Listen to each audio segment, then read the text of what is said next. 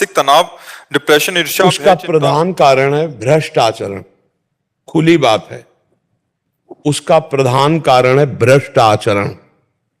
अंदर ही अंदर जो भोगों का चिंतन करके गलत आचरण है।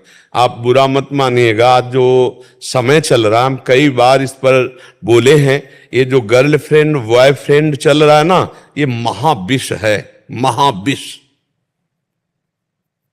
पति के समर्थ होते हुए भी दूसरे पुरुष के साथ पत्नी जा रही, पत्नी सुंदर है, व्यवस्थित स्वभाव वाली है, और पुरुष दूसरी स्त्री से प्यार कर रहा है, वो दूसरी स्त्री के पास जा रहा है। अब ये सब क्या है? ये जो भ्रष्ट आचरण चल पड़े ना, boyfriend girlfriend live in relation, ऐसा सत्यानाश विचारों का कर रही है। समाज में जो गंदगी फैल रही ना, ऊपर से बड़े स्वच्छ दिखाई दे रहे, अंदर से बिल्कुल अपवित्र है, आचरणहीन है, नहीं ना? क्या अपने पति से प्यार करके, अपनी वासनाओं को शांत करके, क्या एक परिवार बढ़िया सुदृढ़ बांधकर नहीं चला जा सकता?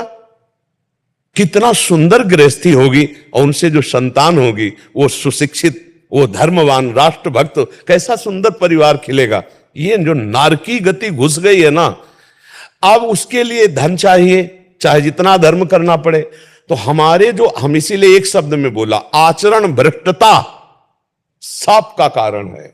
सब रोगों का, सब पतन का, डिप्रेशन का, सब का कारण आचरण भ्रष्टता है। और ये अंदर से आप देख लीजिए, आप लोगों में से कितने लोग आचरण पवित्र हैं। देखो, हम सब घर के बैठे हैं, हम दोषारोपण नहीं कर रहे, हम सम्मिलित होकर कह रहे, सब सम्मिलित होकर कह रहे। और जो जितना आचरण पवित्र है, उतने उसका हृदय शांत होगा, उतने विचार परायण होगा, उतने निर्णायक, बहुत अच्छी बुद्धि होगी।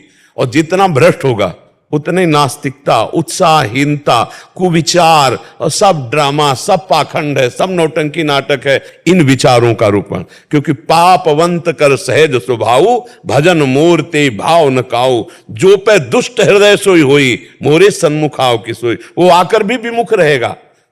आचरण संभालने की प्रभु जरूरत है। बहुत भ्रष्टाचार बढ़ रहा, अंदर ही अंदर खोखला किए दे रहा है हमारे नए बच्चों को, हमारी समाज को। अब हम कैसे बताएं? हम कई बार कह चुके हैं कि जिसको आज इस होटल का भोजन, आज इस होटल का भोजन, आज इस होटल का भोजन, वो कभी एक रसोई में घर की बनी हुई बराबर नहीं रह सकता। उसको चाट लग गई है कई होटलों के भोजनों की। ऐसे ही आज ये बॉयफ्रेंड ब्रेकअप, कल वो बॉयफ्रेंड ब्रेकअप, कल वो गर्लफ्रेंड ब्रेकअप, कल वो। तो ये क्या पति पत्नी आजीवन निर्वाह कर पाएंगे बच्चे?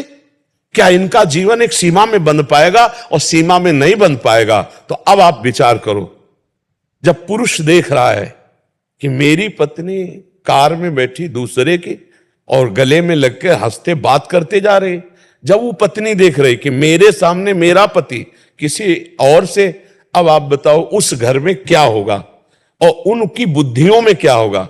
बहुत रोष आएगा, तो हिंसा में वृत्तियां उतर जाएंगी, जेलों में जाओ, नरकों को भोगो, यही गतियां हैं। इसीलिए एक शब्द में उत्तर दे रहे, हमारी जो आज मानसिक स्तर गिर रहा है, उसका कारण है भ्रष्ट आचरण। अब उसे मानो या ना मानो, भ्रष्ट आचरण में नशा आ जाता है, भ्रष्ट आचरण में अधर्म के द्वारा धन लेना आ जाता है, भ्रष्ट आचरण में पराये पत्नी के साथ या पराये पुरुष के साथ जो सहवास करना आ जाता है, भ्रष्ट आचरण है। अगर भ्रष्ट आचरण सुधार लिए जाएं तो अभी आनंद आ जाएगा। देखो, जब पाप का हमें दंड भोगना होता है तो हमारी बुद्धि को निगेटिव किया जाता है। बुरी दशा आने के पहले बुद्धि बदली जाती है।